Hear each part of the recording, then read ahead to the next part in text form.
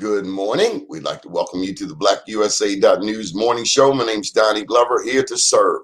We're with the one and only legend, Michael Johnson. Good morning, sir. Good morning. How are you? I'm glad you didn't say post post legend. I wanted to make sure you Oh, kept it. no, Didn't no, have me you're dead already because I've been dead a no, couple of times. no, I've had you. people call me up and say, "Oh man, I saw it in the paper. I thought you were dead." But your name, Michael Johnson. I mean, if they said Michael Eugene Johnson, then that's a difference. You Michael Johnson. There's a gazillion of us out there, Nani. But let me tell you how much. Let me say publicly how much I appreciate your show, how well you're doing on the show, how much I share your show to people, and you do a very good job in putting it out there. Whether people want to agree with it or not, not that it really bothers you if they do or not. Well, every day it's a challenge watching the mainstream news. It's a challenge because someone else is painting a storyline about our city, and it doesn't always include our voice. True. So, That's true. okay. So, what have you been? What's hot in your world today? Well, I was working with a lot of the. We were trying to organize a union down in Alabama at the Amazon site. We lost that. That was pretty expensive. Amazon spent a bag load of money.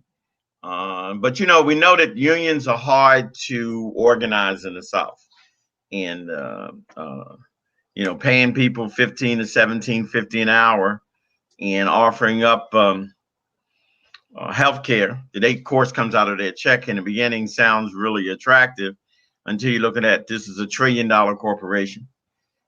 They have some union issues, some break issues, some dealing with the public. But I've been busy with that. Lost that deal. Kept an eye on Annapolis. In the prior conversation you and I had, I think I was. I'm sad. I'm happy. No, let me clear that one up. I am watching Optimistic. the new. Well, I am watching the new elected officials. I appreciate where they are. I don't. I still always have that one question, and if you remember, my question is always: are you a black politician, or are you a politician who happens to be black? There is obviously something different in either one because I still would like to see some of our elected officials go to Annapolis, go to City Hall, go to Washington, D.C. with issues that affect black people. I mean, it's great to have this police accountability bill, which is very close to the federal creed that's been issued on Baltimore City anyway. But there were a couple standouts, and I think Corey McRae is one of those standouts this year. I live in the 41st district. I did not hear from Jill Carter this year, not once. Not I've seen once. her on social media. I saw one post with her, McCray, and I believe it was Antonio Hayes. Mm-hmm. You know, yesterday on the show, I talked about the elected officials. We can't just vote for them. And I think a lot Right. of us think we've done our civic duty by pulling the lever as if that's it. Well, Donnie, there's always some difference of opinion with that, and I've always had somewhat of a different opinion to an extent. When I hear black people say that, well, black people don't fund black politicians, so they go and service the community that gave them money. No. But in the end of the day, who voted for you? Um, when we vote for somebody, that's not the end result. But for many of us, now not you and I probably represent. You're pretty good with numbers. We probably represent 5% of active political people in the state. Do you ever forget that? Mm-mm. That's why I know that what you do and what I do and what many folks that we know do. Sometimes you feel like you're on an island. You feel like you're on an island. I mean, there are just as many people who feel that Marilyn Mosby's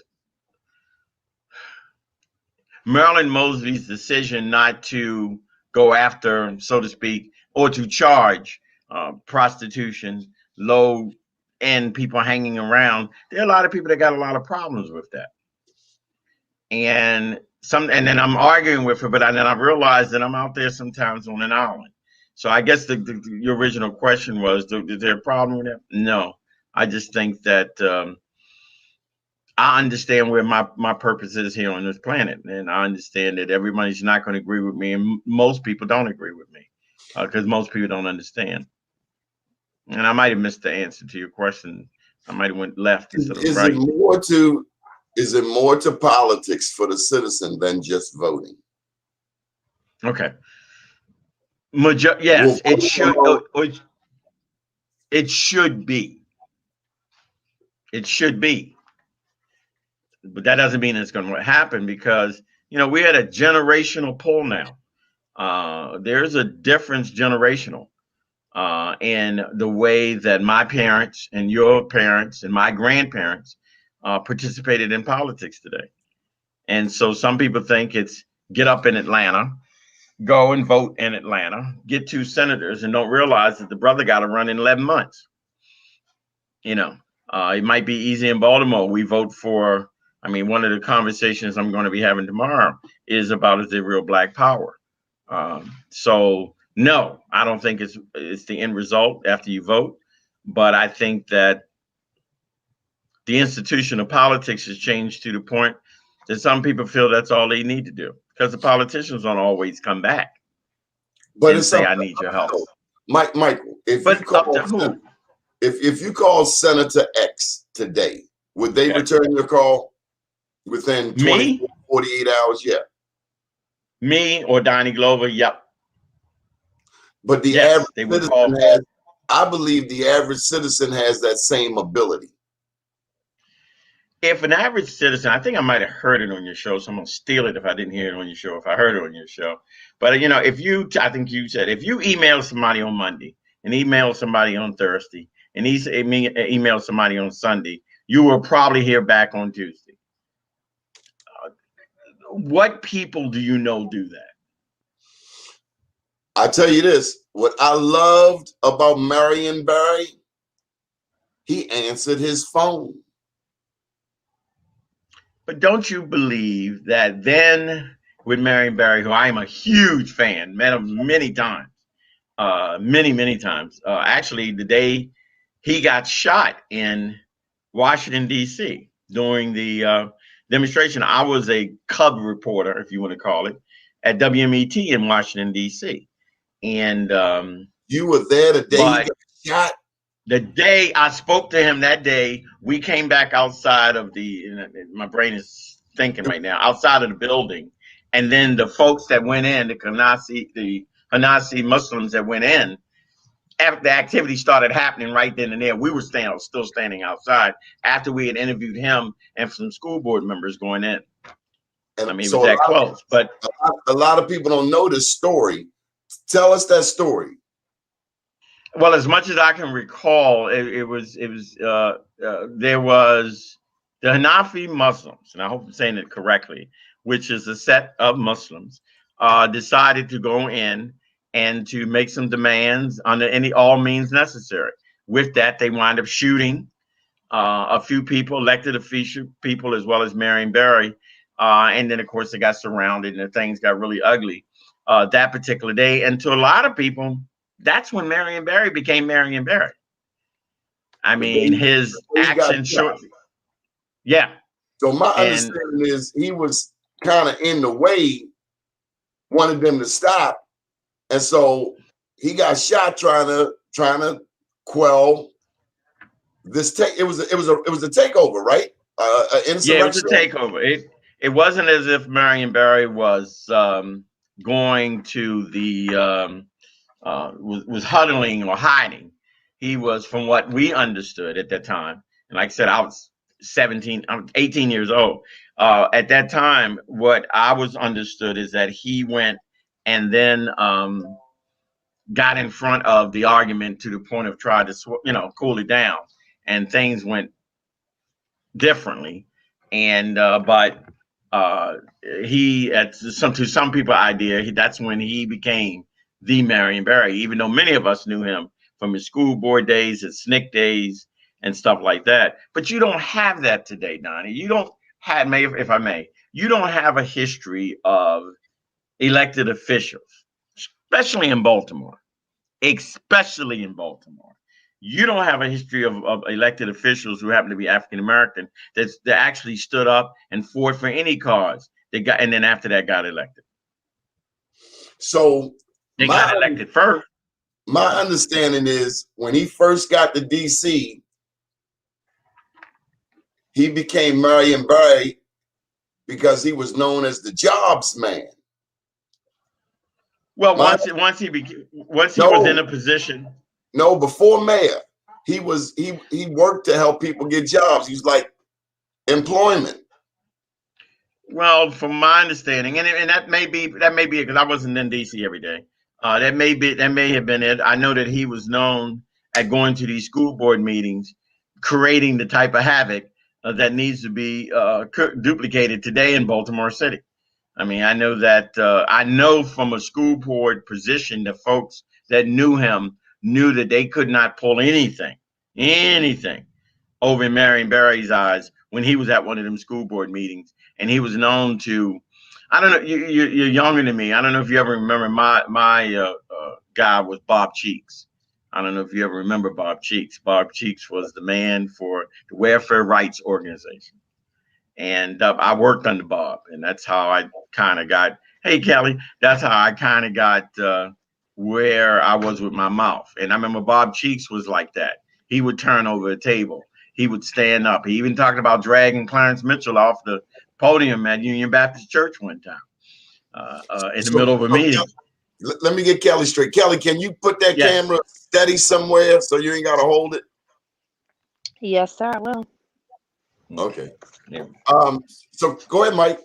And so I'm just saying that, but for me, Marion Barry, I knew something about coming off of SNCC. I had two family members that were members of SNCC, and they knew Marion Barry, they knew Clarence Mitchell, and yes, he probably was doing no different in a lot of respect to what you do. If you know of a job and you know somebody need a job, you're gonna let them know.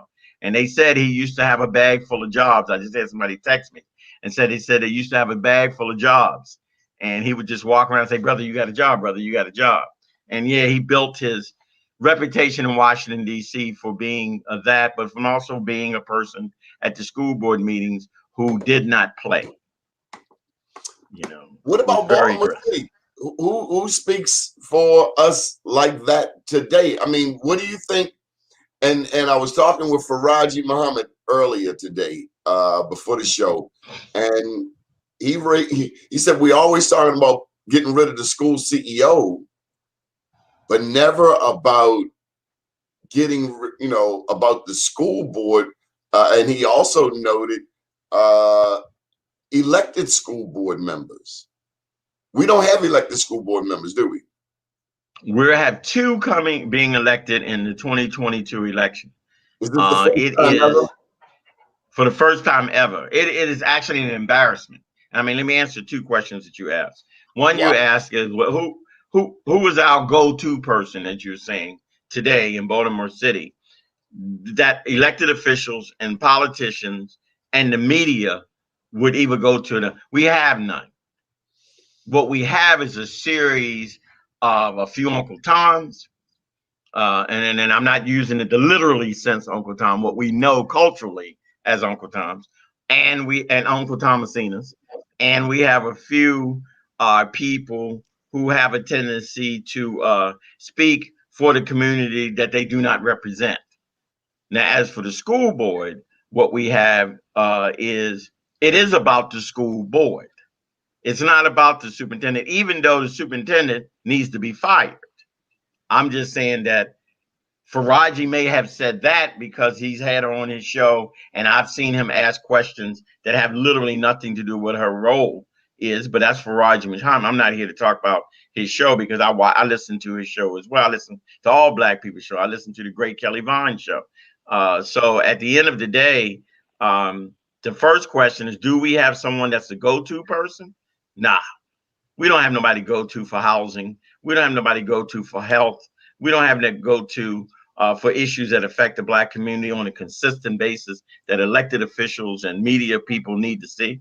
What we have, though, is that we have a lot of soldiers like the Kelly Vaughn, like the even C.D. Witherspoons and others who literally can get together when they need to get together and can create havoc in this town. We just don't have enough havoc makers in this town. This town needs to be on edge for two ways, not just for crime and bad schools for three ways, but from the idea that the population would rise up if the right people would say it's time to rise up. And the only time they got scared is during Freddie Gray, but then that's when all the frauds evolved.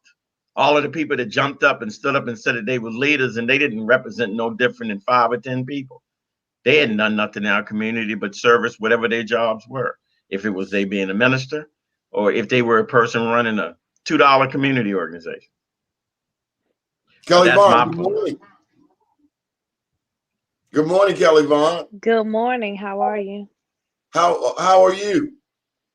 I'm good. I'm getting ready to fly out to Minneapolis. Yay! What happened in Minneapolis, Kelly? What didn't happen in Minneapolis? The fact that we have the Chauvin trial that's happening right now, and another black man was gunned down mistakenly by a veteran officer is nothing but a fraud. And we have not been distracted. We are not unintelligent. It is not by happenstance that it happened smack dab in the middle of this trial. To point to the fact that police make mistakes. We pay you and we train you not to make mistakes. And so I'm going down there for a few people so that we can have hands on the situation, try to show people how to protest as opposed to riot. But this is where our nation is turning, where our voices aren't heard when we do it legally. But when there's an uprising in the city, you know, everything is heard and immediate measures are taken. Why is it that when we come to you in the ways that are legal by the laws of the land, we're not heard or paid attention to? But when it's a city on fire, all of a sudden things move at a rapid pace. So we're going there to attempt to guide people to do the right thing. But if an uprising occurs, that's the cry of our people. Michael? Well, I mean, the fact that she's going, I mean, I had heard this, heard a couple of hours ago when she said she was going. And Kelly is what I'm looking for now, is what I'm looking for in the communities. Someone that doesn't look at all things locally and don't understand them nationally. What happened in Minnesota is what happens in Baltimore. And what happens in Baltimore happens in Minnesota. And so here we are, depending on, I mean, politics ain't sexy. Okay. And the problem is that some people like to take an opportunity for politics and community movement to make it's something sexy. It's about the 6 o'clock news. But when you can take your own funds, your own money, and go and investigate the own things and try to help people and then bring that back to the community, those are the people that we need to make sure that we're uplifting as many times as possible. Because the problem is there's too many messages about the message. What about these murders here in Baltimore, Kelly? Any thoughts? What about them? Are there uh, who's doing the killings? That's number one. We've always been against us. And so if we can start on our own level and stop pointing fingers at the commissioner, at the state's attorney, and everywhere else except for your own dining room table, when Lamontre comes in and he's had this argument, he's going out there with his gun. It starts at home. We have to start taking care of our community, and I love it. Someone said it on my show last week. We got to get back to being parents to our own community. If we know that they don't care about us, why are we looking at them every time somebody kills somebody in our neighborhoods? Why are we looking at them when there's trash built up in our alleys that they didn't come in and dump? Our people put it there. We have to go back to taking responsibility for our own to attack any issue in our community.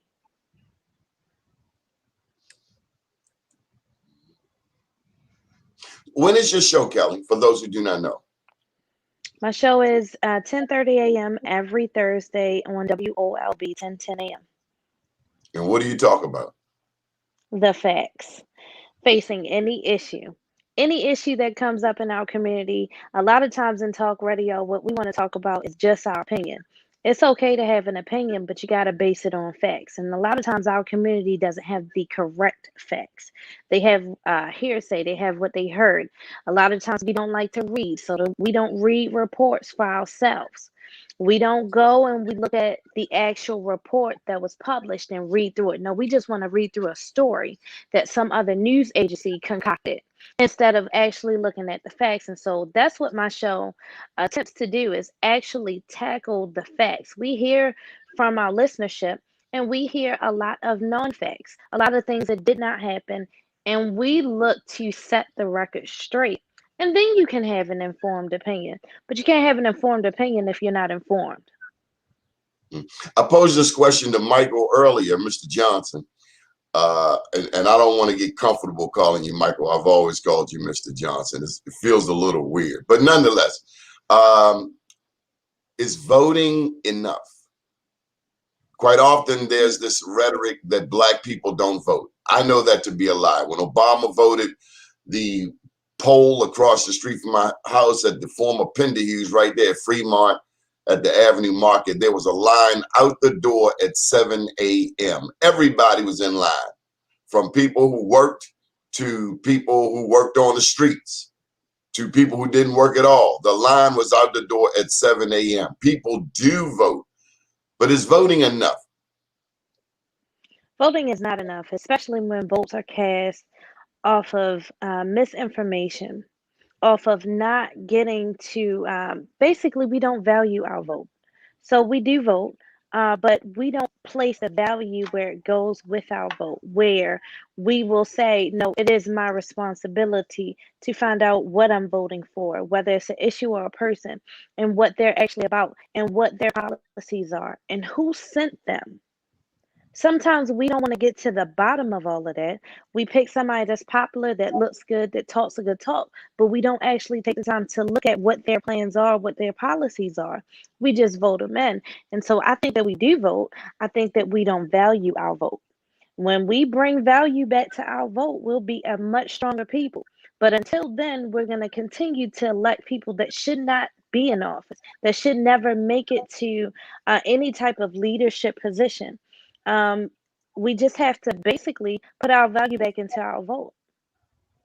I wanted to ask you both, when you consider how when Sheila Dixon was city council president and I believe it was the state police, I'm not sure, but they ran up in her house over $500 in gift cards. By the time she became mayor, there was already this cloud of suspicion over her, and the rest, as we know, is history. Do you think a similar thing is happening to City Council President Nick Mosby? Who would you like to answer first? Well, Okay. no, I don't. I don't think right now. No, I don't think right now. I mean, I think that I don't know why anyone is surprised. The Baltimore Sun paper and the associate papers of the Sun paper, that's the Brew and all of the other papers, has never been friends of the African American community or its leadership. This is no different for me. And maybe what I'm disappointed in is I would like to see the historical Afro American write more stories, not just what was on TMZ from time to time. That's why I appreciate Donnie's show and Kelly's show and other shows that are on there. But I don't think that, I think some mistakes have been made and they'll be cleaned up. And I'm sure that President Mosby, and what I mean by that is, you can only you can only know that a match is hot if it's been struck. And you don't give white folk nothing. You don't give white people nothing. You give them nothing to go after. Nothing. And because if you give them anything, they're going to go after it. I think they're more upset with Maryland than they are with Nick, but Nick's an easier target. And the reason he's an easier target because he's been moving from council to delegate, from delegate to city council president, from supporting Catherine Pugh to not, I mean, from running for mayor and then supporting. There's a lot of moving parts. But no, I don't think that we're at a place. I think that Sheila was a loved mayor. You know, one of my classmates, I might have disagreed how the election ended the last time, and I may have wanted her to do a lot more. But I think that Sheila was a lot more loved and was a fixture in the city. I think to a lot of people don't know Nick. I just don't believe a lot of people know Nick. And the conversations I've had with other folk has been, well, man, he probably ain't doing nothing. They just messing with him. And until we find out, we won't know. But I think that you can't compare Dixon, former Mayor Dixon's, um, the aggressiveness of the federal government with Sheila is not the same aggressiveness I think they're going after Nick or Maryland if they got anything on Nick and Maryland. And I believe they don't have anything. So what I was kind of alluding to is that Nick is right there, next in line to be mayor. Yeah, but that ain't nothing going to. I sense that somebody doesn't want that, or at least from mainstream. But then we always got to go back to who that be. I mean, who is that? Who is that be? Where has Nick shown in his political atmosphere that he hasn't been okay with those other folk? Ain't nobody been no Marion Barry around here. Ain't nobody been no mayor of Atlanta in this town. Talking about black people going to get this and black people going to do that. If they going after people, they're just going after people because they don't appreciate them having that power. But as for going after those people because they've been Sheila, nah, I don't believe that's the same thing. But I mean, I may be wrong. You know, that's just one man's opinion. Kelly? Apples and oranges. Mm-hmm. The Mosbys have already climbed 2 hurdles as a couple and have come back with reports saying that any suspicion was totally unfounded and put to bed. I believe with this third and final one with the federal government, the same thing will occur. How is it that you have a prosecutor for the federal government even tied to this case when the facts of the matter is uh, this prosecutor's daughter is married to someone in the Snyder firm that ran against Marilyn Mosby for her current position? It is a conflict of interest. He should have never been on any dealings with a grand jury against her. And that's why she lawyered up, and her lawyers are going after them for conflict of interest. She knows what she's doing, she knows what's going on.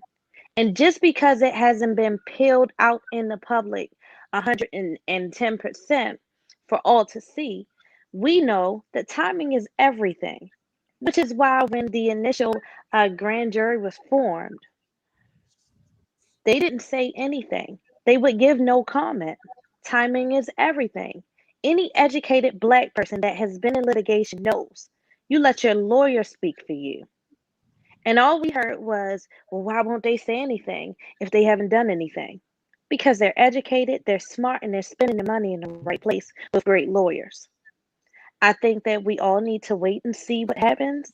But my honest opinion is, just like the other 2 hurdles, this one is going to come back unfounded as well. What were those 2 hurdles, by the way? Her travel expenses, the IRS dealings. How can you buy a house in Florida or any property, therefore, in any state, and there's a lien through the IRS? I believe Nick Mosby when he said he handled his dealings with the IRS. There's no other way that they can make another, and this is the problem. People don't think. You got to think, if you ever bought a house before, you can't even buy a house if you have unfiled taxes.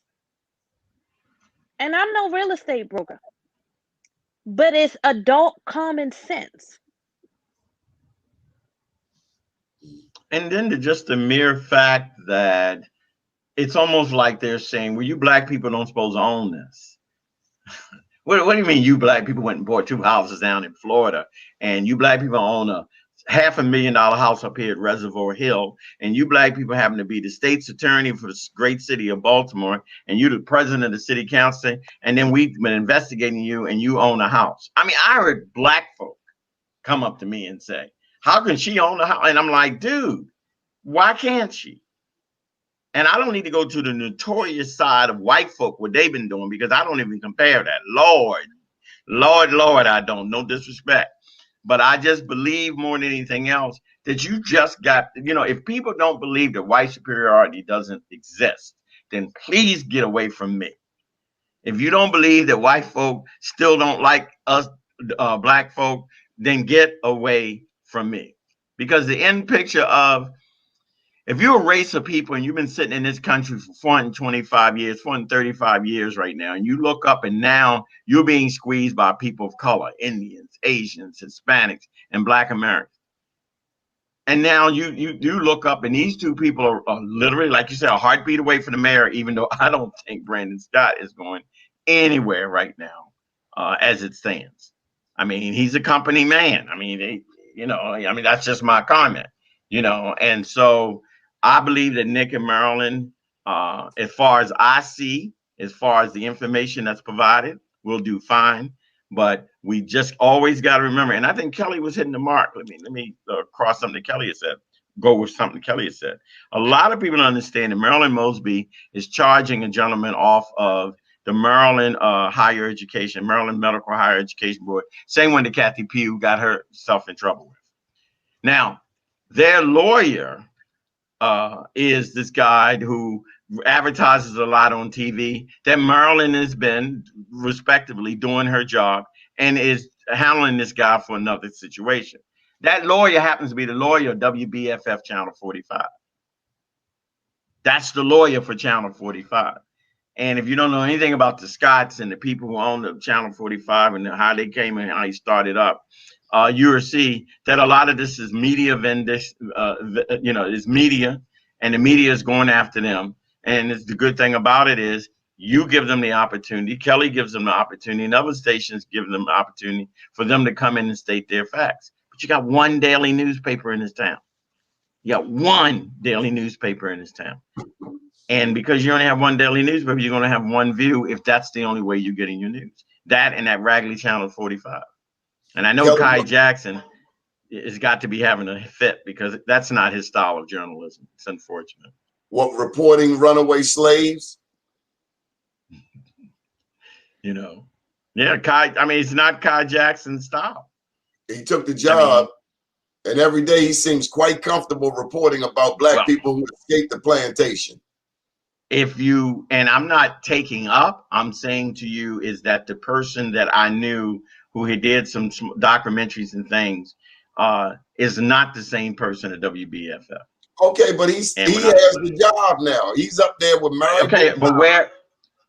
And again, this is not a defense. What do you do? To some people, what do? They don't have the same. Everybody, it's a different. Hey, did you take a job? Kelly, do you want a job at Fox? Oh no, I wouldn't take no job at Fox. Look at Vigna Raja. They pushed Vigna Raja down our throat. The same dude that got caught on Greenmount trying to buy sex late night after dark in a car with no headlights, with no driver's license. And they continually put this dude on television as if he has credibility in the black community. And who else do they do? The former police commission. Now, they used to have TJ Smith on there all the time. But since TJ done got in a little bit of trouble, you don't see TJ Smith there now. But it's all like Leroy McKenzie is saying, and the listeners who listen to your show now. This is about power. The question is do we really have black power in Baltimore City? And that's the question I would ask you, Donnie. Do we? Do we have black power in Baltimore City? Nowhere near what we should. Kelly, I would suggest that the problem in our community is classism. upwardly mobile blacks who think they have arrived, who also think they are accepted, forget all about black people. It's all about that paycheck, that mortgage, and that car note. Oh, and the private school tuition, because certainly they wouldn't send their children to Baltimore City public schools. Would you? I have. My 2 children graduated from Poly. Would you today? If I had no other choice. On that Okay. note, there's the entity Right. I want to put out there, Best Trust. I'm sorry, Kelly, for stepping on your words. besttrust.org, besttrust.org. You can begin preparing to get your children, grandchildren into private school, besttrust.org. If I had no other choice, but here's the other thing. It's up to us as parents, and me now, grandparent, to get involved with the schools. We don't go to PTA meetings, Kelly, and not just here in Baltimore City, including our upwardly mobile cousins in Randallstown, Woodlawn, and in my arm and my leg mills. Well, actually, I That's say just Van. what I was getting ready to say. That's just Come what I was on. getting ready to say. For so many people to point their fingers at our school system, yet you haven't been to one meeting. You don't even check your own child's homework. We know what the Ravens are doing. We know what Beyonce's doing. We know what Instagram's doing, but we don't know our children's teacher's name. We don't have their phone number. No, we don't. And we don't hold them accountable. We don't take days off from work and sit in the classroom with our children, whether it be in person or virtual. We just don't do it. And so, for so many people to be so outraged about our school system and what they're doing, and even going as far as to hold our elected officials accountable, which is preposterous to me because, we have these agencies in place for a particular reason. Um, it's just crazy to me. My kids are and will be products of the Baltimore City school public system. I've been offered for my sons to go to Gilman. I went to Bryn Mawr myself for 1 year and left because I was attached from my culture, my community. In history class, nothing was mentioned about influential Black people. And that was in the 6th grade. 6th grade, flunked out, and I left and I went to Chicopee Middle School. And I kept going until I left the state of Maryland and went to Arizona. But while I was here, Lexington Terrace Elementary, and I didn't even live anywhere near the projects. But it's always been important for my family. I have a lot of educators that are in the Baltimore City public school system. So I'm a proud product of it, proud advocate of it, proud parent in it, not of it, but actually in it. My child's school, but all of their schools, I have 3 boys, they go to 3 different schools. They all hear from me twice a month, one in a direct meeting and one in person to see what I can do to help. And so, unless you can take that kind of responsibility, I think you should have nothing to say about our school system. When there's a problem, I'm there to confront everyone going up levels from the teacher to the admin team over the teachers to the principal. If I need to, I'm going to go down North Avenue. But I'm going to do my part before I try to blow a whistle on anything or anyone.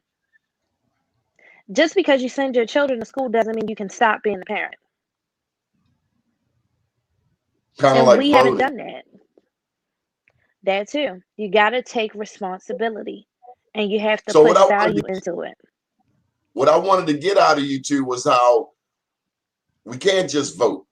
We need to know who our city council person is, or if you're in the county, your county council person. On the state level, we need to know who our state senator is and our 3 delegates. On a federal level, we need to know who our congressperson is and our 2 U.S. senators. A lot of us don't know the difference between a state senator and a U.S. senator. So we can't hold them accountable as effectively if we don't at least know who the players are on the field. And we need their phone numbers. We need their cell numbers. We need their email addresses. And we get what we negotiate. You don't ask for anything. You don't negotiate anything. You get nothing.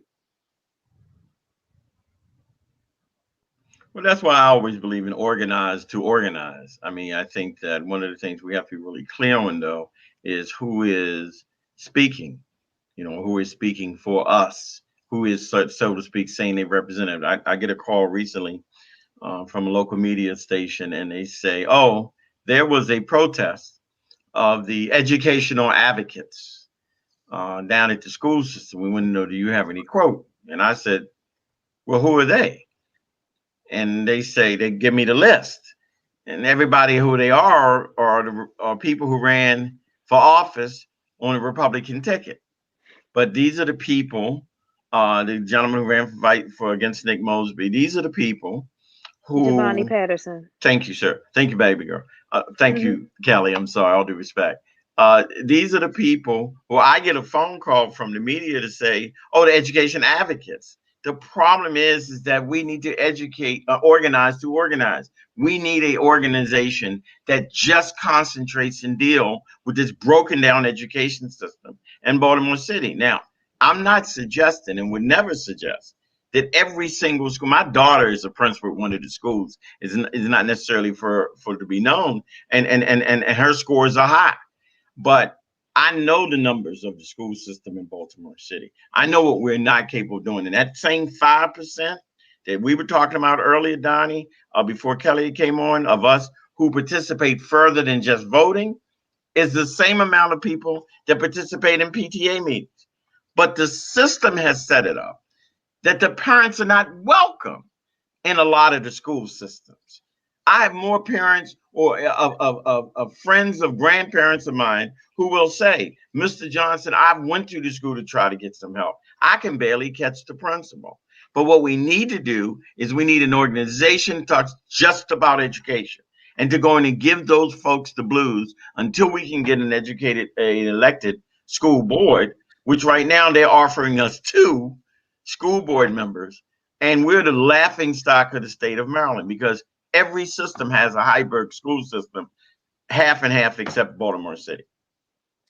And yet we're ranked last.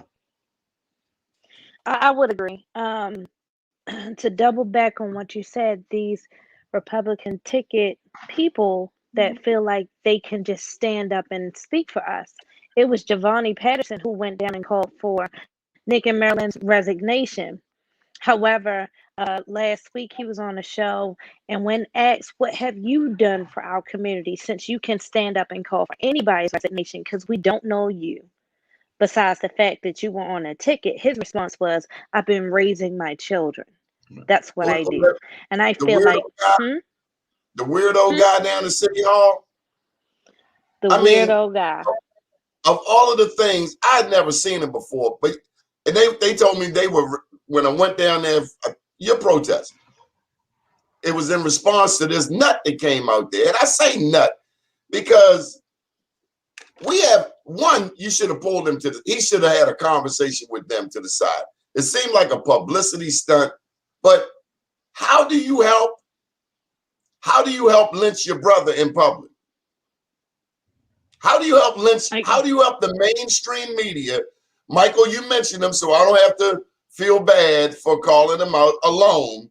The Baltimore Sun, the Brew, the TV stations are not our friends. And when I see Kai and Bubala, I'm reminded every day that some people wouldn't mind seeing black people still in slavery. But how does this black man go out there and assist the lynch party, the lynch mob? How? What kind of black man does that? Anyway, I got some breaking news for you. I don't know if you know this story. Do you know this? Actually, it's on my phone right now. Where did it come from? I mean, mine is just saying it. It's not saying where it came from. The story came from. I talked to him yesterday. Okay, because I'm getting something on my phone. I don't know if you sent it or where it came, but I just didn't feel that Governor Rutherford was going to run. I never felt that he was going. I never felt the conversations I've had with him, and I've had quite a bit of conversations with him.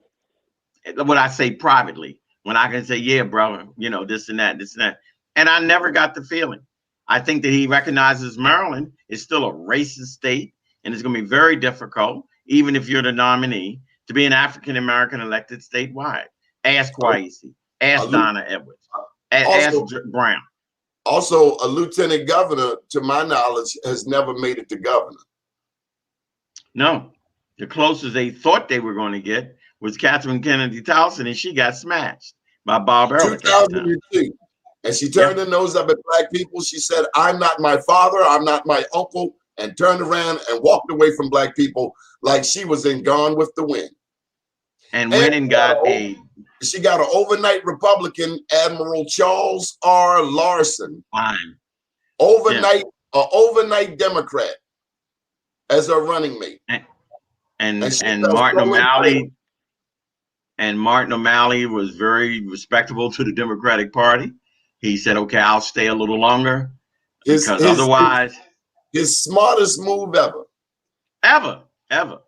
But to get back to what we were saying, I don't know, but I listen to BAL. I mean, I'll speak for the other stations. Donnie don't have to say it, but I'll listen to them. I read these different little newspapers, community newspapers, and what we need still is we need leadership. And that leadership, if it's not going to come from the political people who were elected, I am so blessed that it's coming from people like Kelly Vaughn and other people I know who are doing the work, who are saying the words. Donnie, you are more of an activist than you realize. You don't have to go hold a sign. You have a vehicle in order to let us know stuff. And because you say it, some people will say to me, oh, you know, Donnie crazy. And then I'll say to them, what did he say was crazy? And then what I'll find out is it's something that you ain't got, something that somebody else ain't got the heart to say. So just keep saying it, brother. It's okay with me. Well, I wouldn't call myself crazy. I would say I try to think for myself. That's what my daddy would say this. Use your head for something other than a hat rack. All of the teachers that I had in Baltimore City Public Schools, what I remember, the lesson of critical thinking. Critical thinking, to be able to think for yourself. Honestly, when the vaccine thing first came out, critical thinking told me the U.S. has a minus credit score when it comes to the medical industry, the medical industrial complex. The medical industrial complex has a negative credit rating in the Black community. I think of Tuskegee, I think of Henrietta Lacks, I think of the North Carolina sterilizations and all of those things. They have no credit. And when you go and get TD Jakes to tell me what to do with my body, I'm really insulted. Because honestly, it reminds me of Planned Parenthood all over again. A lot of people don't know how Planned Parenthood, when they first came on the scene, they used our most intelligent Black leaders, including one of my heroes, W.E.B. Du Bois, until they figured out who Margaret Sanger really was. But now, considering the trend, yeah, I went on and got my vaccine. But critical thinking, think for yourself. If what's your mother tell you? If your buddy go jumping out the window, you gonna jump out the window too? Well, you know, I mean, it was a lot of money that was passed around during this the shots that were given, when it gave the appearances that the African American community was doing a lot more critical thinking. A lot of money. And I mean, locally, in the city, as well as the county, state of Maryland, wherever which way you want to go. And, you know, as usual, some of our ministers, some of our leaders, some of these same sports figures, musicians, and people that you saw took the dollar. And you know, they took the dollar. I mean, that's what they're going to do. I mean, that's what they're going to do. But at least if you recognize it, you can still be critical thinking and be thinking, like you said, Donnie, think for, and I've always been, I'm the youngest of 11. I've had no choice but to be critical thinking, because it might have been the choice between eating or not. So you do critical thinking, and that's one of the messages that you constantly always say. And so for these people, ministers and big time ministers and little time ministers, I even heard that there was some shots that were given out prior to the general shots that were given out to, I don't know, some people in the black community. Oh God, I done gone. But some people in the black community that shouldn't have got the shot so quickly. I mean, yeah, you asked the question about class. There is a class struggle in our country. You know, there is a class struggle. It's, I got mine, you better get yours. Yep. You know. And sorry, Kelly, I know I stepped on your No, words too. you didn't step on my words. So I with myself, that, I held a vaccination clinic, and I'm holding another one on the 24th. mm, But I waited. I sat back and looked at the numbers like you did, Donnie.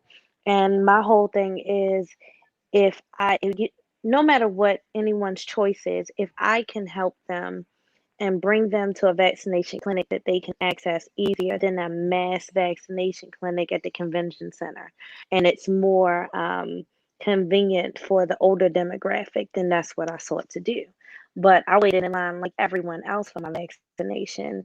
When my age demographic came up or what my career choices came up, that's when I got it. But I would agree that there were people who took the dollar, took the vaccination, and robbed their own community.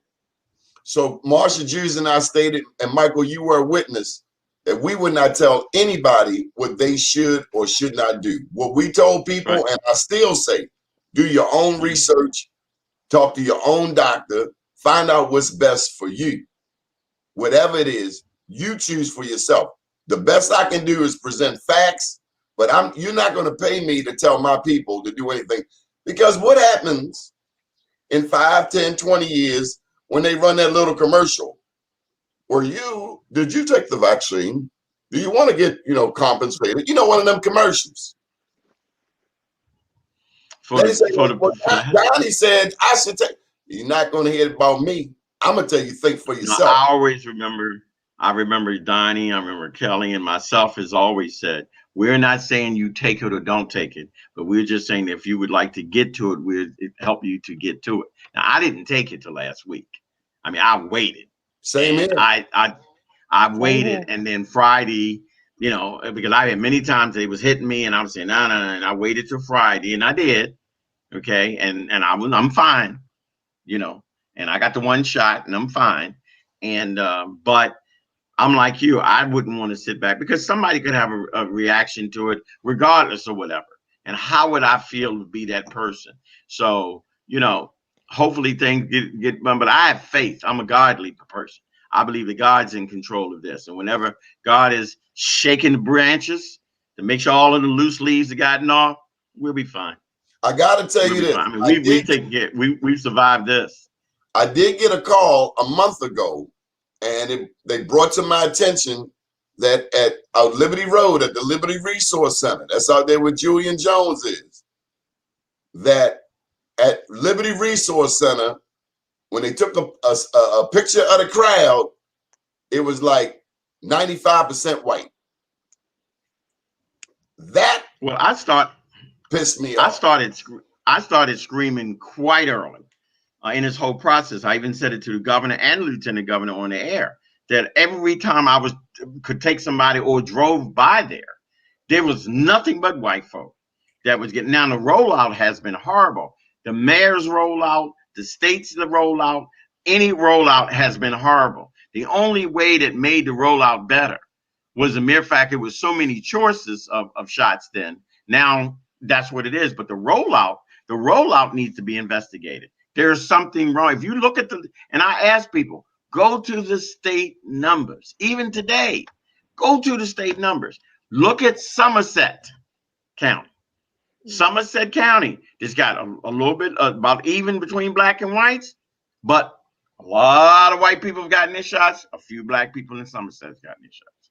Hmm. But just look at the numbers, and I'll let it speak for itself. They And don't that's look why pretty. it's up to community churches and community organizations who have reached out not to the state, not to the city. We've gone to federal agencies Mm-hmm. and gotten vaccinations. We've gone past what we should have been able to approach to get them right here locally.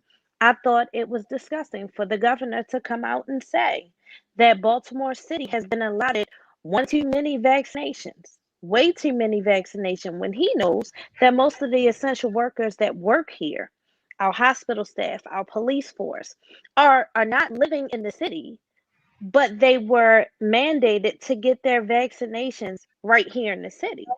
So if Mhm. it was going to be like that during the rollout, why didn't we take into account, where you're getting your vaccination and what zip code you actually live in? Good point. It's been Great horrible. point.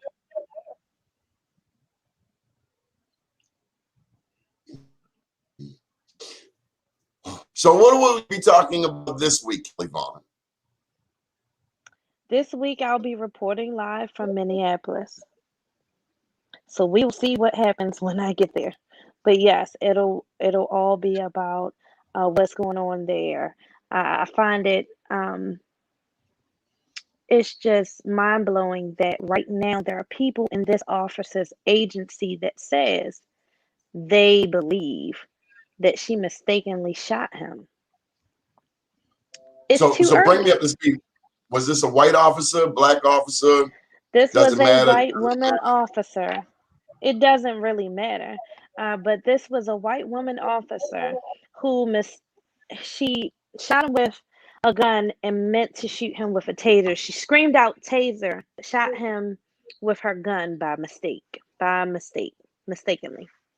So I'm excited to get there. I feel like you can't actually speak to it until you know the facts. The only way to get to the facts is to actually be there. I want to be there with the people to see what their concerns are on the ground. And a lot of times the media spins what the actual concern is. I want to know directly from there, what are our concerns as a Black community surrounding this case. And we'll be reporting from there live. So listen in How, on Thursday, 10:30 a.m. and however I can be of service, if there's something I can do from here, we certainly will. Count on it. Absolutely. I have your number. Michael Vaughn, what's happening on your news itinerary this week? Anything you're following? Well, we're going to do a special tomorrow asking Black Power in Baltimore, is it a myth or is it a fact? And we're asking people to reach out and to call us and let us know what their stand is. I mean, I think that we sometimes see all of these, what you and I would always say, Black faces in these spaces, but they don't always mean anything. And, or do they mean anything? And that's what we're going to be pretty much between that, paying attention and trying to warn people still that there's a pandemic going up, that our numbers are higher than they were in January. And that, 1600 plus. yeah, thank you, my sister, 600 plus, and that the governor and everybody wanting to open up to eat out, learn how to cook, stay at home, do your I'm church sorry, online. 1600 plus. 1600 plus, and this is daily. Look at and the thing. That's why I keep telling people, go to the state numbers. Look at the state numbers. And Baltimore City, they always say, "Oh, we rank fourth." Well, we might rank fourth, but the African American community and the Hispanic community is 1 and 2 in the city of Baltimore, who's been infected and now who are in the hospital. Okay, I got a pop quiz for both of you before we end this show. Kelly, you out and about, you go into a spot, and somebody comes within your 3 feet without a mask on. What's the look on your face? Look on my face or action with my body.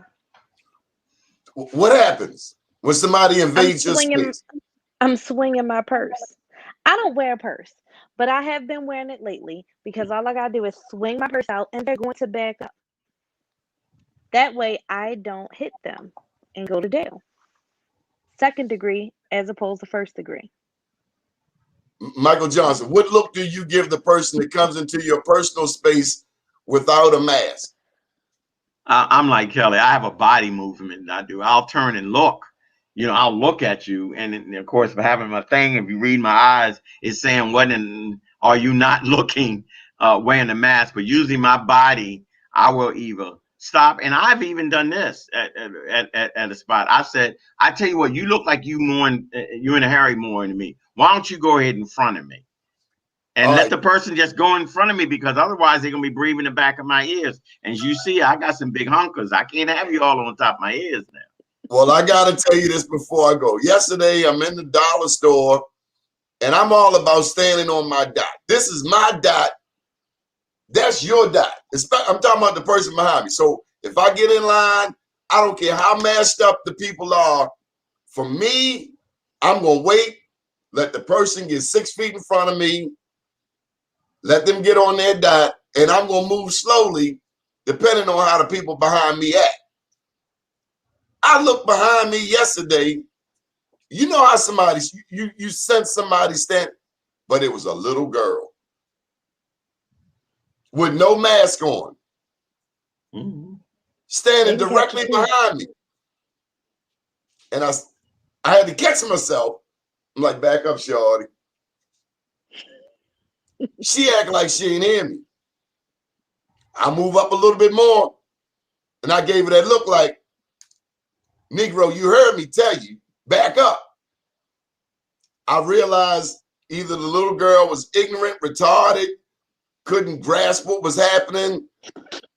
I just couldn't wait to get out the damn door. So I heard what y'all said, but what happens when it's a little girl? It ain't like I'm going to swing on the little girl or a little boy. She got you too.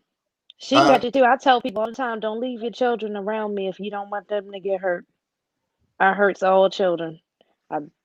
Hit him in the throat. Go get a switch, little girl. Chop him in the throat. Bust him Kelly, to the how right. can They're over 3 years old. They're over 3 years old. You can hit them in the throat. I'm telling you. That's it. That's it. If we lose sight of that, forget our communities. We got to get back to it. Anybody could get me when I was little. That was Lavelle's line. Anybody could get me. I'm telling you. Kelly, how can people get in touch with you? They can contact me on Facebook or Instagram, or hit me at kellyvon@gmail.com. It's that easy. Michael Eugene Johnson, how can people get in touch with you, big brother? Same thing. I'm on Twitter, Skitter, all of that, Facebook, all of that stuff under Mike Eugene Johnson. I get enough nasty quotes and comments all the time. Bring them on. Donnie, when is the book due? In the next 2 weeks, we're doing the final edits. I Am Black Wall Street. The anniversary is May 31st. So I guess I got to get on the plane and go out to Tulsa. Long overdue. I can't wait to talk more about it. Matter of fact, Michael Eugene Johnson, you asked for the first interview, and I'm going to oblige you. I appreciate that, and hopefully, and thank you for for making the call and reaching out, and think that I had something interesting to say. I appreciate your show every single day at 10 o'clock to 11. It is the best that comes on, except on Thursday around 10:30. Then there's a little something else I'll be listening to. I appreciate you both. Thank you for being the soldiers that you are in our city. We love you. Love you more. We love you. Thank you. Good deal. My name's Donnie Glover. Tuning out. We'll be back this evening at 7 p.m. for Party Marty Let's Talk. Have a beautiful day, everybody.